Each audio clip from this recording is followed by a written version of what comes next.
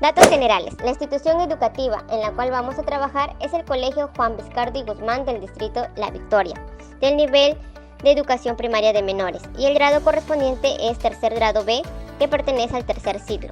El número de alumnos con quienes vamos a trabajar es de 23, y los docentes a cargo son Ferrecho Muguirru, Reluz Díaz Yuli, Sánchez González Araceli y Drogo Rodríguez Diana.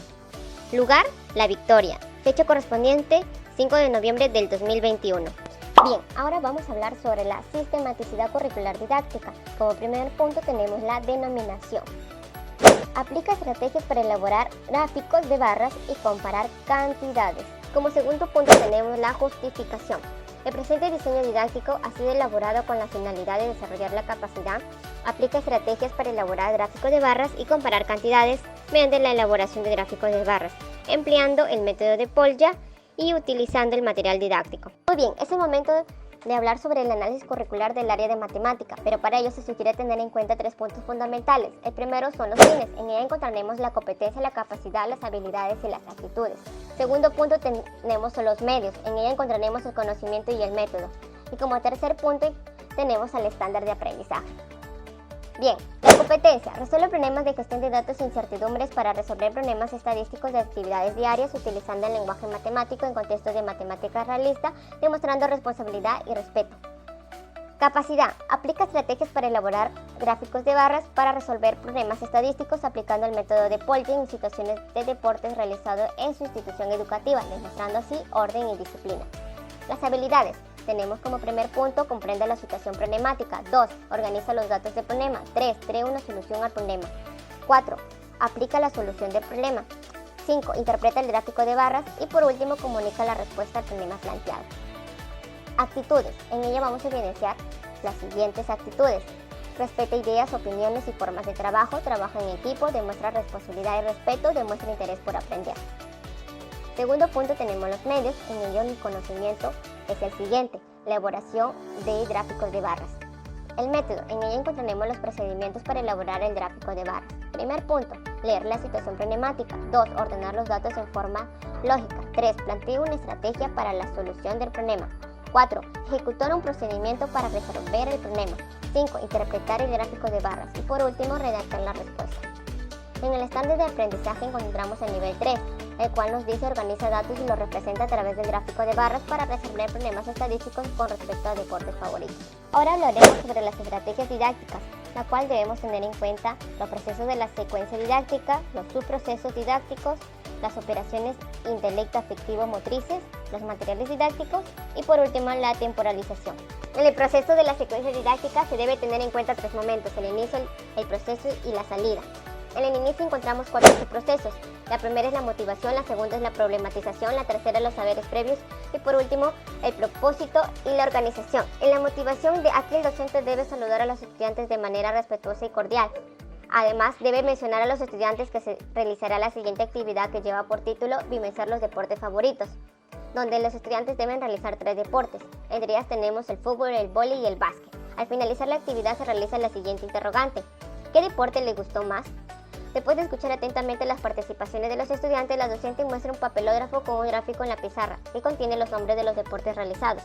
Los estudiantes van a colocar la imagen que hace referencia al deporte que más les gusta en los sobres que corresponden. En la problematización, aquí el docente comunica a los estudiantes de manera oral una situación problemática. Por ejemplo, se realizó una encuesta a 20 alumnos del tercer grado E de la institución educativa José María Arguedas sobre cuál es su deporte favorito, de los cuales se obtuvo la siguiente información, como podemos observar en la pantalla. Luego de ello, se plantean las siguientes interrogantes, como ¿de qué manera podemos comparar diferentes cantidades de deportes favoritos? ¿De qué manera podemos organizar los datos? ¿Qué podríamos utilizar para registrar los datos? De esta manera vamos a emplear un conflicto cognitivo en los estudiantes. Muy bien, en los saberes previos aquí se plantean las siguientes interrogantes. ¿Qué es un gráfico de barras? ¿Qué procedimiento se sigue para elaborar un gráfico de barras? ¿En qué otros aspectos de la vida cotidiana nos servirán la utilización de gráficos de barras? Por último, tenemos ya el propósito y la motivación. Aquí se plantea la siguiente pregunta. A partir de lo realizado anteriormente, ¿cuál es el propósito de la clase de hoy? Se recibe la lluvia de ideas.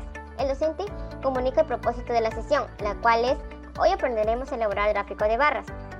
Luego, se forman grupos utilizando la estrategia de agrupar a los alumnos en base al nombre de un deporte. Para finalizar, el profesor y los estudiantes deben acordar las normas de convivencia que le permitan aprender en un ambiente favorable. Vamos a seguir con la gestión y acompañamiento, pero para ello el docente debe dialogar con los estudiantes acerca de la siguiente situación problemática que se puede observar en la pantalla. En la institución educativa Juan Pablo Bizardo Guzmán se realizó una encuesta a los estudiantes del tercer grado E sobre cuál era su deporte favorito. Las respuestas que se obtuvieron de esta encuesta son las siguientes. Luego de leer atentamente el problema planteado, se debe verificar la comprensión del problema a través de preguntas. Luego se promueve la búsqueda de estrategias para responder las interrogantes del problema. Para ello, los estudiantes deben conversar en equipo y así ejecutar la estrategia acordada en equipo. Además, también los alumnos van a representar en una hoja en blanco la organización del gráfico de barras teniendo en cuenta los datos del papelógrafo. Después, un representante por equipo va a comunicar los procesos que han seguido para resolver el problema planteado. En el transcurso de las exposiciones dan a conocer las conclusiones que se obtienen del gráfico de barras. Ya para finalizar, se va a realizar la formalización. Aquí, para formalizar lo aprendido, se presenta una información acerca del gráfico de barras. Los estudiantes dan respuesta a la pregunta planteada en el problema y escriben el problema y la solución respectiva en su cuaderno. Ya para finalizar, tenemos la reflexión sobre el aprendizaje. Aquí los estudiantes aclaran por qué fue necesario el uso del gráfico de barras, el conocimiento matemático que han descubierto al realizar la actividad y si habrá otra forma de resolver el problema planteado. Ahora, en la salida encontramos las conclusiones y la evaluación. En las conclusiones, aquí se concluye junto con los estudiantes sobre el tema trabajado durante el presente y diseño didáctico. Y por último, en la evaluación se aplica un test de actitud matemático para evaluar el logro de la capacidad del respectivo desempeño. Ahora vamos a hablar sobre el sustento teórico-científico. En él encontramos los siguientes principios: los principios psicológicos, los principios pedagógicos, los principios didácticos y los principios curriculares. En los principios psicológicos encontramos la primera teoría epistemológica psicogenética de Jean Piaget, donde enfatiza lo siguiente, que los conflictos cognitivos generan una nueva asimilación y acomodación para lograr un nuevo equilibrio. Con respecto a la estructura intelectual de Piaget, sostiene lo siguiente, que toda estructura intelectual de orden inferior sirve de base para configurar otra de orden superior. En referencia a las competencias de Feuerstein, enfatiza que las competencias se forman a través de estructuras cognitivas que pueden modificarse por influencia de experiencias de aprendizaje. Principios pedagógicos. Con respecto al proceso de enseñanza de Piaget, sostiene que la educación debe tener un carácter global a partir de situaciones reales y significativas basadas en los intereses del alumno y sus vivencias previas. En referencia al aprendizaje del niño de Jerome Bruner, fundamenta que la interacción comunicativa entre los profesores y estudiantes debe haber un proceso de andamiaje, donde favorece el avance cognitivo de los segundos. En relación a los procesos pedagógicos de Ausubel, postula que las herramientas cognitivas permiten conocer la organización de la estructura cognitiva del educando, lo cual permitirá una mejor orientación de la labor educativa. Por último, en cuanto al potencial de aprendizaje de Román y Diez, sustenta que se desarrolla por medio de la socialización contextualizada, donde los aprendices y el escenario refuerzan lo aprendido, como también crean la motivación al contextualizar lo que se aprende. Principios didácticos. Con respecto a la categoría didáctica de Freudenthal, fundamenta que las cosas están al revés y se parte de enseñar el resultado de una actividad más que de enseñar la actividad misma, hecho que se caracteriza como inversión antididáctica.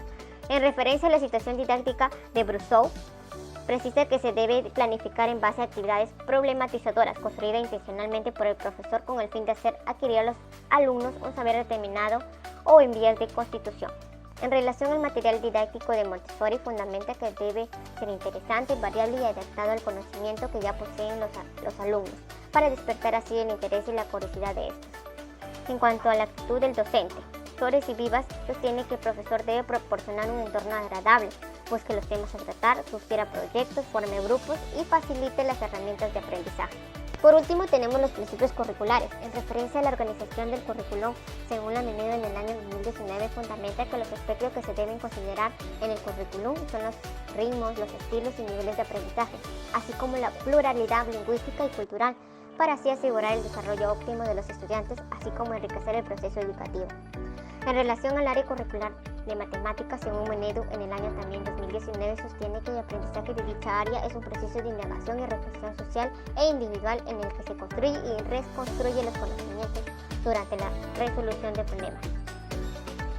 En referencia a la teoría socioformativa de Sergio Tobón Tomón en el año 2005, pues nos habla sobre la aplicación del pensamiento complejo en la comprensión y abordaje de las competencias en educación, donde se promueve la formación